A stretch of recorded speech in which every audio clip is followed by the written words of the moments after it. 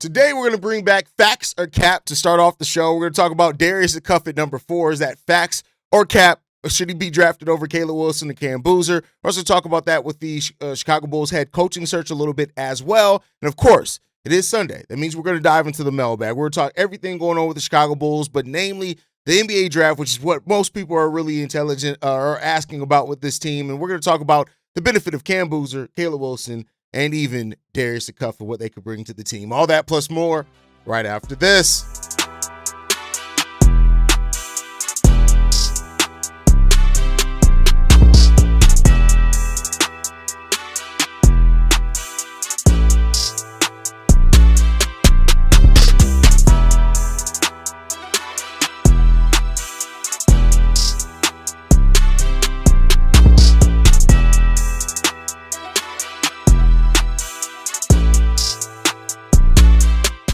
What's going on, Bulls fans? Welcome to another episode of Chicago Bulls Central, your number one spot for everything Chicago Bulls related. I'm the host there, Haize, but more importantly, you guys can follow the channel at Bulls Central Pod on every social media platform we happen to be on. With that said, hey, before that, make sure you guys hit that subscribe button. We're trying to get to 50,000 subscribers on the channel. We can only do that via you guys. I know about 40% of you guys are not subscribed to watch the channel every single day. Go ahead and hit that subscribe button. Help your brother grow out. But with that said, we're going to go ahead and jump into it for today. We're going to start off playing facts or caps. It's the new reoccurring thing here on Chicago Bulls Central, especially over the offseason. I feel like it's a really good time to separate some of that via What's the Talk. So the first thing that we have, and this is always, I go off what things are submitted, talked about in the Discord and, online and stuff like that. But should the Bulls draft Darius Acuff at number 4? We kind of addressed this last week, right? But I know there's been a whole new week of rumors and everything when it comes down to that one. This has continued to be one of the debates among Bulls fans. And I think that it comes down to, people, scoring is one of those things that stand out great, right? And Acuff was one of the best scorers in the game of basketball last season. On top of that, his assist-to-turnover ratio isn't terrible for a player that has the ball as much, the size and stuff like that. But we'll get into all that when we talk about it, right? Like, there are reasons for that. And it's become a swing question for a lot of people when, for the most part, and like I said, in the last time we talked about this, there's been a reason why the top 4 have separated themselves from everybody else, and there's a reason for that. That has not changed yet in that, right? And so I think that I just to be upfront, I'm calling cap on this. I still think this is cap, not because Darius Acuff can't hoop. Like, he is a hooper, he is a baller, he can score, right? But because I think Bryson Graham is not going to start his rebuild with a smaller offensive guard that really limits how you have to build around him almost so much, even more so than a Josh Giddey. And I'll explain that as we talk about this, right? So let's just break it down, right? Hey, what would Darius Acuff offer the Chicago Bulls?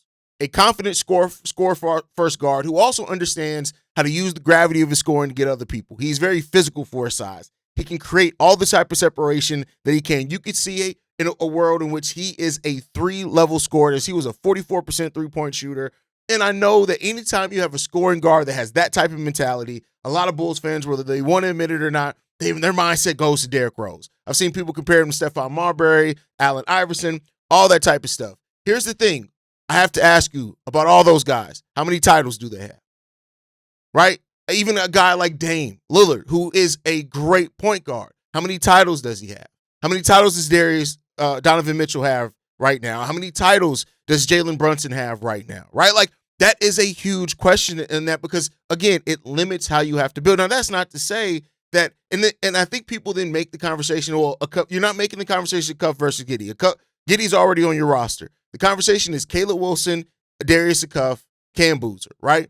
And I think you have to get into the differences of what they do as far as team building where you are at the place that you are, right? If the Bulls still had the roster they had, and it was working out, and you just need to add a high level scorer to that, and boom, you're a championship contender, maybe, right? But I don't know if Bryson Graham starts off his rebuild putting himself in an even more awkward situation in how you have to build your team, right? And how you have to do that. But again, that's just my thoughts on it, right?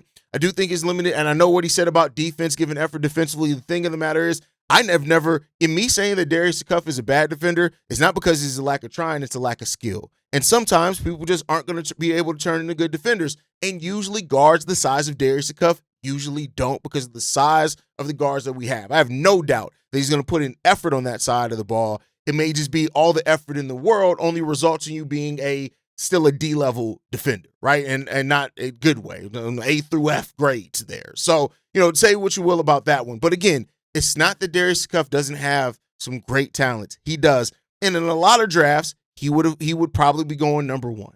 Just to be honest with you, number one or number two. But in this draft, it's just not at that level, right? So there you go on that one, right?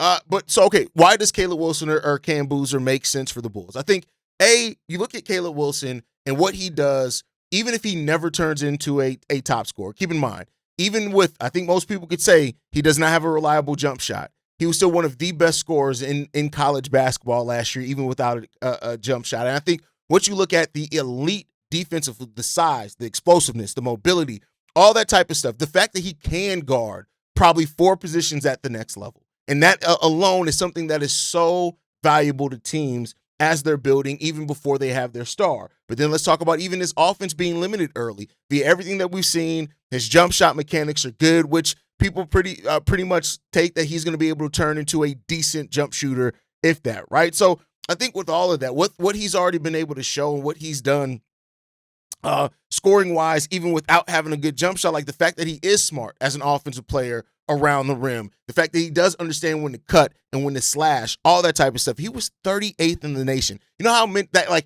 even in the NBA, being 38th in scoring in the entirety of the league is still big. In the NCAA with how many teams and how many yes, Caleb Wilson, he does have that scoring upside, and the defensive floor of Caleb Wilson is what makes him such an alluring prospect in this draft. And I know some Bulls fans, especially the conversations, been had trying to compare this to Tyrese Thomas over LaMarcus Aldridge. It's not that. Like, to call Caleb Wilson Tyrese Thomas is so disrespectful because even Tyrese Thomas's best basketball that season came during the tournament. That would have probably ranked towards the middle to bottom of most of Caleb Wilson's games. So I think the huge upside, top 40 in scoring, even with that, he has the tools that are very, very hard to find because of how much he can impact the ball on both sides. Again, the offense is going to be limited early on, but if you trust your development, if you think, if he just develops a semi-reliable jump shot, everything's going to open up. His ability to put the ball on the floor, catch lobs, all that type of stuff. If you have the right point guard around him,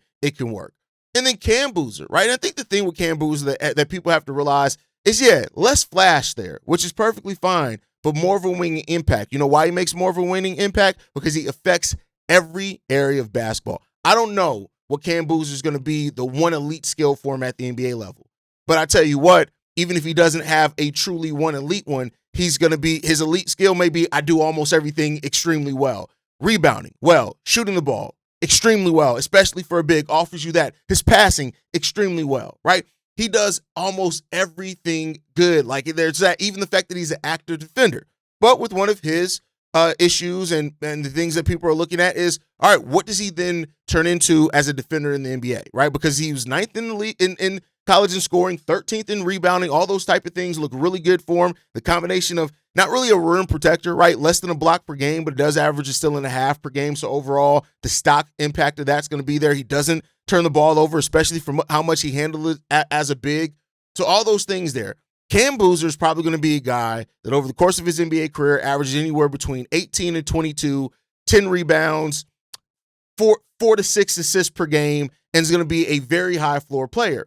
And the question for many Bulls fans has become like, all right, but like, where's the flash at? And I'll say this, in building a team, you don't always need the flash. And sometimes the flashy players are the ones that don't end up like with enough, as many titles as the ones that don't have flash. So it really comes down to the build that you look at with your team. Now, for a team that has tried to play more modern and fast, I would think you would have to ask yourself too, what does a fast break look like with Josh Giddey and Cam Boozer? They can both handle the ball in the fast break and stuff like that. And, Cam did better in the agility drills that many people gave him credit for. But does that make it even more elite with having 2 really good transition passers? Or does it make it like more clogged up because neither one of them are X? Like that's a question that you have there, but it's a good question and place to be in. So while Boozer may not have the flashiest game for the casuals that like to see that, Caleb Wilson and Darius Acuff are going to feel the flash factor of that a little bit more for them. These are still players that definitely Cam Boozer can do a lot. So I think when the real comes down to it is how does Bryson Graham evaluate it? And that's a part that like I said, nobody knows how Bryson Graham is evaluating all of this, right?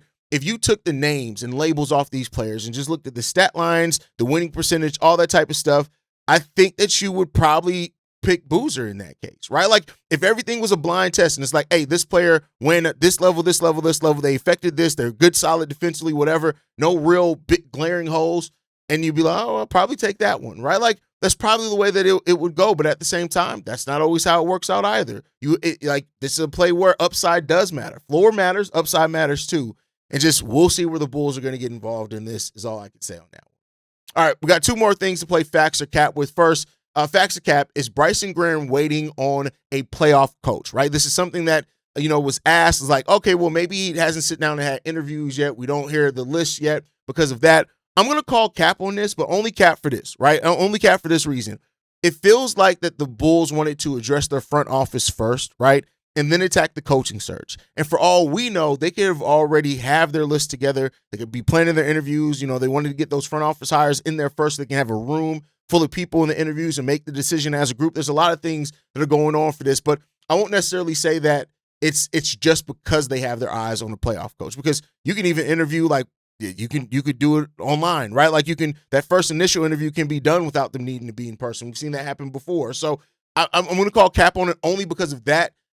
But to say, I'm not completely saying, oh, it's impossible. They're not going to go after a playoff coach. No, they could be going after a coach that's currently on the bench of a playoff team. Last facts or cap, Wes Unseld Jr. could interview for the head coaching position. I'm going to call straight up facts on this one. Here's why.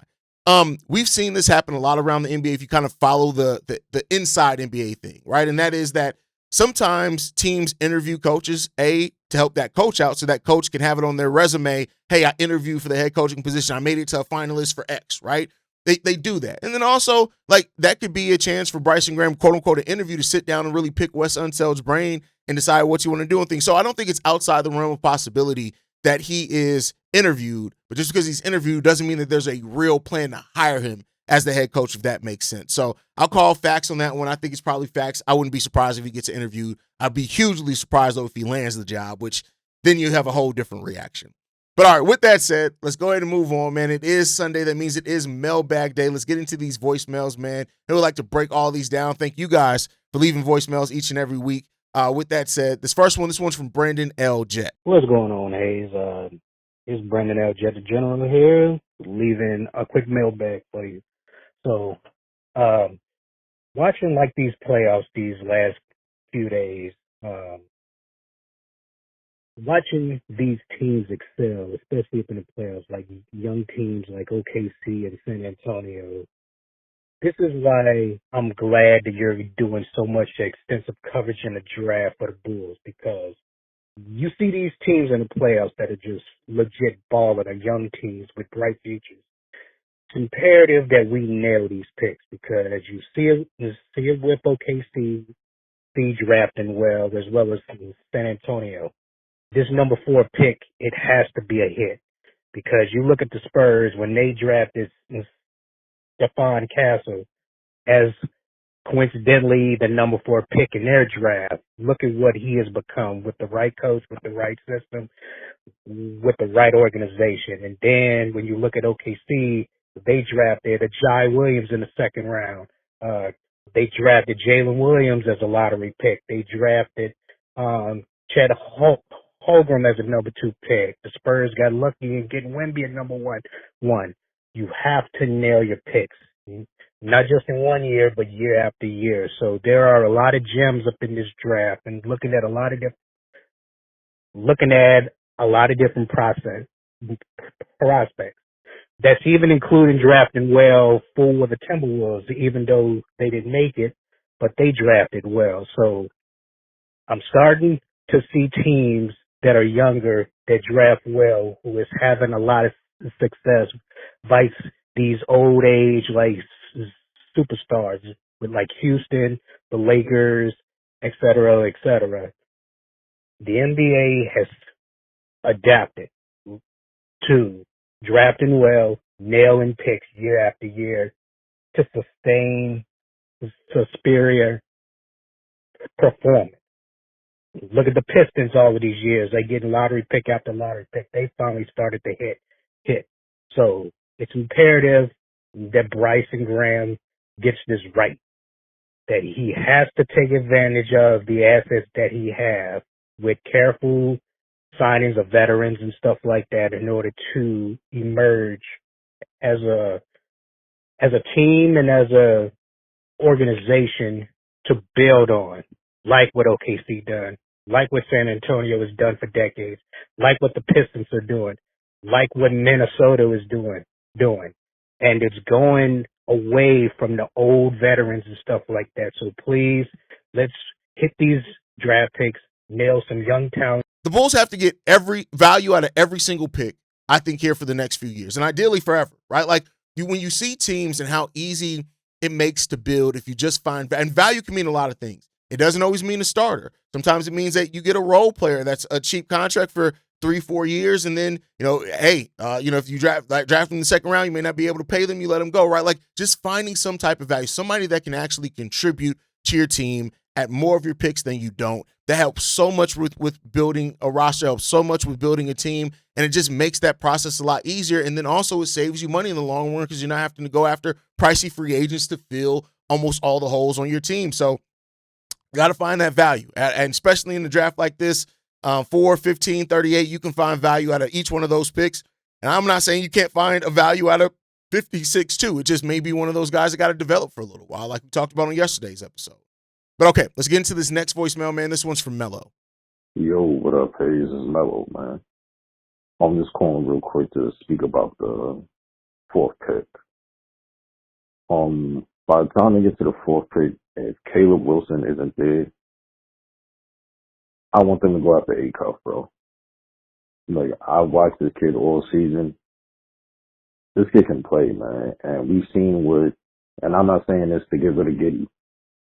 We've seen Giddey play with Jones. So imagine Giddey with Acuff.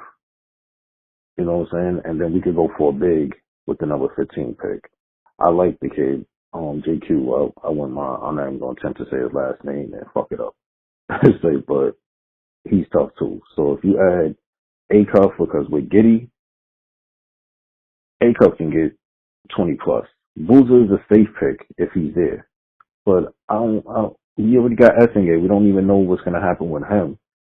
And then go add a Boozer, who isn't a bad player, but I'd say he's like a 15-9 guy, 15-9, which isn't bad, but Acuff gives you 25 or better. The kid can play, man. He got that real calm demeanor, that silent, like just go out there and handle business and just do his thing. And just in case they do decide to move on from Giddey sometime later, you just slide him over to the point. You know what I'm saying? I just really feel like they should make that move for Acuff if Caleb Wilson isn't there. I don't think we should just be like, okay, since Wilson's not there, let's just go and take Boozer. Because if they're going to go for BPA, I think Acuff is the better prospect. It's just my opinion. He killed during the tournament, dropping 30 plus, 27-8. The kid can play, so that's just my opinion. I just want to see what you would think about instead of going for Boozer, taking Acuff. All right, man. Talk to you soon. See you later. I think here's the thing, right? I think a lot of people are trying to sell themselves on Acuff because of the athleticism and the flash, and I think I just talked about that at the beginning. And that's not to say that Acuff has a chance to be a really great player, right? But I tell you this is the question I have to all these people is like, let's just say Darius Acuff averages 30. Let's say he averages 30 points, 8 assists, 4 or 5 rebounds for his career, but plays absolutely no defense. How would you rate that against a player that averages 28 and 10, but plays really good defense on top of that? Like, I think sometimes people look at the flash. I'm not saying that that's necessarily you. We haven't had an in-depth conversation. I'm not saying that everybody that loves Acuff just loves it for the flash, but I'm just saying that sometimes, like, and so many people are like, well, he can average X. It's like, okay, yeah, you can average, but how much you giving up, right? How much, because of how much we have to cover up for you defensively, how much does that set us back as a team, which is what you've seen with some of the smaller guards around the league. So I think that's just something you have to ask yourself in that, and that's a question that people have to be honest with themselves about. All right, let's get into this next one, man. This one's from Brando. Yo, Haize, what's up, my boy? This is Brando hitting you back again. Look, bro, I just want to, drop in and, just give you some of my thoughts on everything that's transpired. Bro, look, AK has to feel like the saltiest ex-boyfriend alive right now. Like, think about it. The Bulls finally break up with you, and then they immediately start glowing up.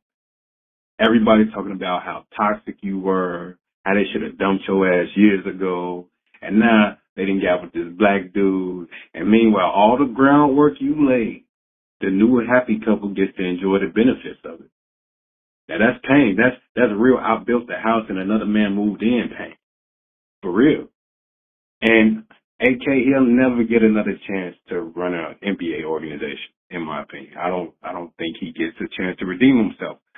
But anyway, let's talk top four, right? AJ, he's not going to fall to us. I'm not even going to touch on him. So if Utah can't make a trade for AJ, I see them taking Boozer at 2. You know, his dad works as a scout there, blah, blah, blah. He goes to Utah. Copy.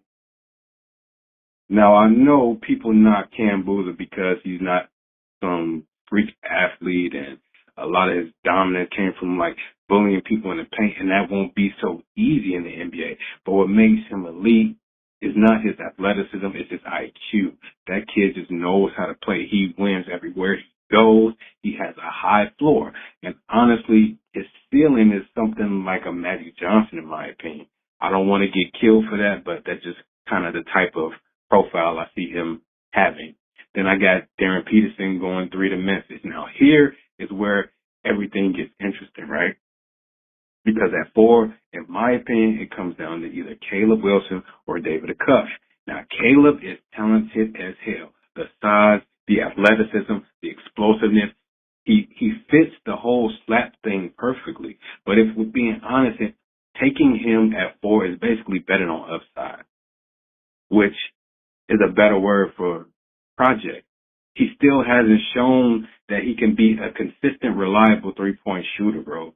And historically, these hyper-athletic, jump out the gym, dunk on everything type of dudes, they come, injury-prone. They come with a lot of risk, man. And I'm not wishing injuries on nobody, but the Zion Williamson vibes are kind of hard to ignore. Now, Bryson Graham did talk about slap, but he also said the best player available. And if we're talking about best player available, to me, that's David Acuff. I've talked about Acuff on your show. I like I said, I think the difference is that like people try to sell off Darius Acuff's scoring, but Caleb Wilson scoring, but it's like it's clear that he was still a top 38 scorer in the country. Like that's huge in NCAA. So like I get that, right? Like he did that without a reliable jump shot.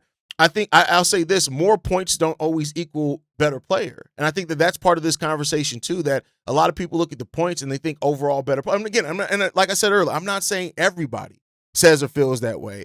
I'm just saying that some do, right? And I'll say this too, Brando. Like you can't even say kid's name right. You said David Acuff. There is no David Acuff. That's a little joke. But we'll just see. Like I said, I'm trusting Bryson Graham with this, and like I said in the last episode that we talked about this on. If that's the route that Bryson Graham goes, he better be sure that he gets it right. We'll see. All right, let's get into this last voicemail, man. This one's from Nev. Hey, this is Nev.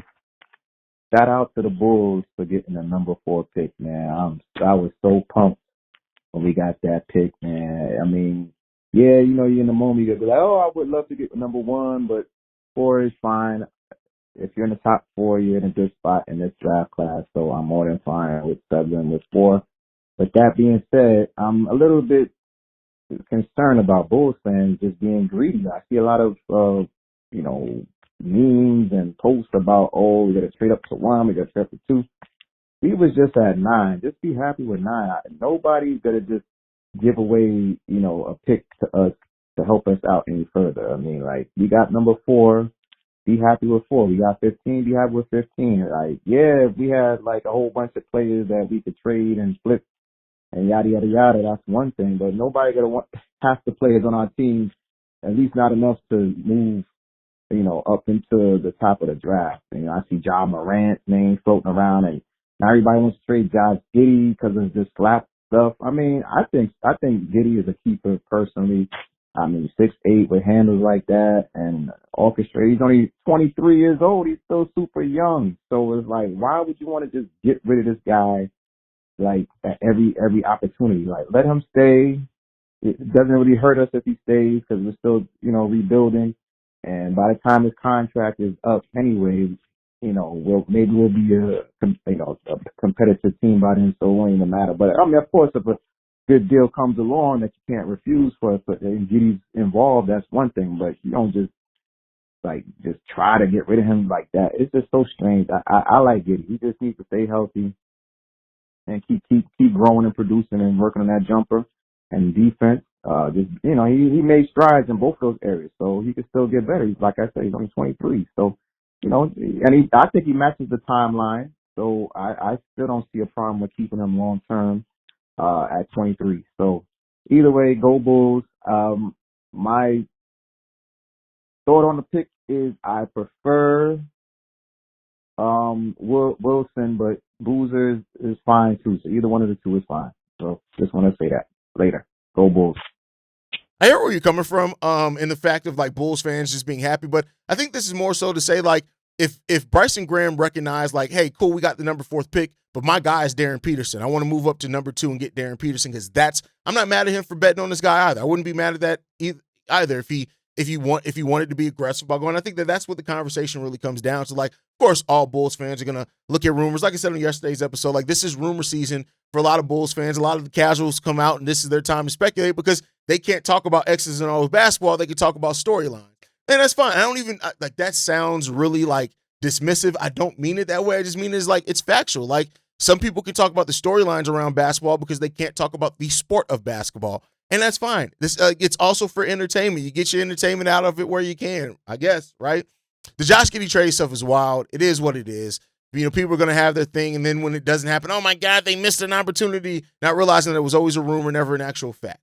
That's just how things work in Bulls fandom. But that's going to do it for today's episode, y'all. Thank you guys for tuning in. Thank you, everybody who left a voicemail on today's episode. I want to hear from you guys on this. Where's your feelings on the whole conversation around number 4? Caleb Wilson, Cam Boozer, Darius Acuff. What are the reasons for you liking or hating any of those prospects? Regardless, who's your favorite, who's your least favorite of those 3 prospects that people are talking about possibly going at number 4 to the Chicago Bulls? Let me know your thoughts on everything down below. Make sure you guys like the video, subscribe to the channel as well. Hit that notification bell so you never miss an episode or an upload. You can follow us at Bulls Central Pod on every social media platform. You can also send us any feedback, questions, comments, concerns. BullsCentralPod@gmail.com. And with that said, love you guys. Go Bulls. See red, y'all. Wait, I didn't leave the number. The number to do so, if you want to leave a text message and our voicemail, 773-270-2799. We're the number 1 spot for everything Chicago Bulls related. Love you guys. Go Bulls. See red, y'all. Peace. This has been a presentation of the Break Media.